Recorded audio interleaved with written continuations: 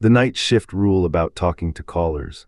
I found the job on a Tuesday through a posting that didn't say what company it was, just a phone number, an address, and a starting date. The pay was good enough that I didn't ask questions. I needed the money, and night shifts didn't bother me.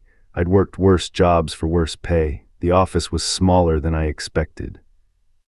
Just one room with a desk, a phone system that looked like it belonged in the 90s, and a supervisor named Marcus who trained me for exactly 40 minutes before he left for the night. He was a thin man with gray at his temples and the kind of tired eyes that come from working the same shift for too long. "Here's what you need to know," Marcus said, sliding a laminated card across the desk. "People call, you listen, you help if you can, you transfer them if you need to." "That's it?" I asked. "Almost," he pointed to a line on the card written in red ink. "Never tell a caller what time it is, not your current time, not their time, not the time zone. If they ask, you say you don't have access to that information. You don't make exceptions, you don't explain why, you just tell them you can't help with that." I read the rule 3 times thinking he was joking. He wasn't smiling. "Why?" "Because that's the job," Marcus said. He stood up, grabbed his coat. "You'll understand, maybe not tonight. But you'll understand." Then he was gone, and it was just me in that small room with the humming phone system and the red warning on the laminated card. The calls started at 12:47 a.m., a woman asking about her prescription refill, a man confused about a bill, a kid who said he dialed the number by accident. I helped where I could, transferred where I needed to, and took it all in stride. This was fine. This was normal. Then came the 4th call. "Hi, I need to know what time it is," the caller said. Her voice was thin, strained. In the background, I could hear something like static or maybe wind. "I don't have access to that information," I said, reading from the card. "You don't have a clock. I'm not able to help with that." She hung up. I didn't think much about it, but then the calls kept coming. Not every night, but regularly. People asking what time it was, some polite, some irritated, some desperate. A man who said his phone was dead and he needed to know if he was late for work. A woman who said she'd been driving and lost track of time and didn't know where she was. A teenager who said his friends had abandoned him and he needed to figure out how much longer until sunrise. Each one I gave them the same answer: "I don't have access to that information." And each one they hung up with something that sounded like relief or maybe resignation. I couldn't quite tell. 3 weeks in, I asked Marcus about it during a training overlap. "Why do so many people call to ask the time, and why can't I tell them?" Marcus was updating the call log, not looking at me. "The rule keeps them anchored." To what? To now, to their own sense of time. If they knew, really knew, they'd start to panic. "Panic about what?" He finally looked at me. "Have you noticed that your shifts never feel the same length twice?" I hadn't noticed, or maybe I had and I'd dismissed it.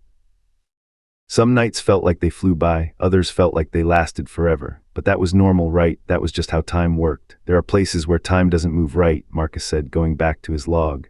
"Places where it slows down or speeds up or loops back on itself. This office is one of them. The callers, they're calling from other places like this. Pockets where time is wrong. If we tell them what time it is, what time it really is out there in the normal world, it creates a kind of rupture. They see the difference, they feel it, and once you feel that, really feel it, you can't unfeel it."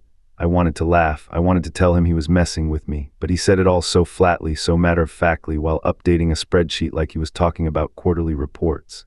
"So we're helping them," I said slowly, "by not telling them. We're keeping them stable," Marcus said. "The rule keeps them from spiraling, from realizing how lost they are." That should have been the moment I quit. That should have been the moment I walked out and never came back. But the money was good, and I told myself Marcus was just weird. Maybe this was some kind of psychological experiment. Maybe the whole company was some kind of experimental business school thing. I didn't have to believe it to take the paycheck, but I started paying attention to the shift length after that. I clocked in at 10 p.m. on a Wednesday. I clocked out at 6 a.m. That's 8 hours.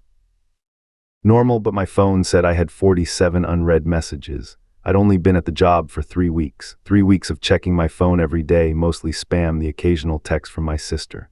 47 messages in a single shift felt impossible. I checked the times on the messages. They'd come in over the course of the last 2 hours of my shift, one every 2 minutes, all from unknown numbers, all of them just the same 3 words. "What time is it?" I didn't show them to anyone.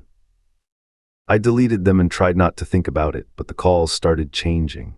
The callers weren't asking politely anymore. They were demanding. There was a man who called 16 times in one night, getting more and more angry each time. There was a woman who didn't say anything at all, just breathed on the line for 3 minutes straight, and I could swear I heard something else in the background, a sound like footsteps or maybe dragging. When I asked if she was okay, she hung up. On my 5th week, a caller said something that stuck with me. "Please," she said, I just need to know if I've been in this place for an hour or a week. I need to know, please. They won't tell me. Nobody will tell me. You have to tell me. I can't help with that, I said, and hated myself for it. Then I'm going to walk into the dark, she said, and I don't know what I'll find there. She hung up. I don't know why, but I knew she meant it. I drove to work the next night feeling strange, detached.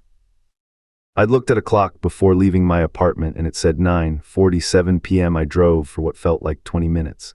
I checked my phone when I parked, 9:52 p.m. 5 minutes. The drive always takes at least 25 minutes from my apartment to this building. I asked Marcus about it during the shift overlap. Time is moving differently for you now too, he said. It wasn't a question. Why? Because you've been handling calls from the time wrong places. It's like a contagion, a little bit of that strangeness rubbing off on you every time you tell someone you can't help them. Every time you enforce the rule, you let a little bit of their wrongness bleed into your world. So what happens? I asked. Eventually, Marcus finished updating the log and looked at me directly. Eventually, your time becomes as wrong as theirs. Eventually, you become like them, calling places, looking for someone to tell you what time it is because you can't remember anymore. Because it stopped making sense. And nobody tells you, that's the whole point. The rule exists because if someone really knew that they were as lost as the callers, they'd start to break apart. So they call and they ask and they get the same answer forever. I quit that night. I walked out and didn't go back, but something had changed in me. My watches run fast or slow now, never consistent. My commute times fluctuate wildly. I've driven to places and arrived before I left, or started driving at sunset and gotten there in the pitch black of the night, even though the road should only take an hour. And I keep thinking about that woman, the one who said she'd walk into the dark. I think about the rule and why it matters so much. I think about what it means to be anchored to now and what it costs to know you're not anchored at all. I started a new job last week. During the day, easy work, simple. But at night, my phone rings sometimes, unknown numbers. And when I answer, there's just breathing on the line, or sometimes a voice so distorted I can't tell if it's pleading or threatening. They never say what they want. They never ask for the time, but I know what they're asking for. I know what they need. And I know that one of these nights I'm going to tell them. I'm going to look at a clock and I'm going to read them the time, because I'll finally understand that I don't know what time it is either. That somewhere along the way I became one of them. That the rule wasn't really about keeping the callers stable. It was about keeping the operators from realizing that we were never really in control, that we were just as lost, just as trapped in the spaces between seconds as everyone calling in from the dark. And the moment I tell someone what time it is, I'll know for certain that I can't ever get back to normal time again. So I don't answer those calls, but I can feel them coming closer. Getting more frequent, more insistent. One of these nights I won't have the strength to hang up. Drop your verdict in the comments. Wait, what?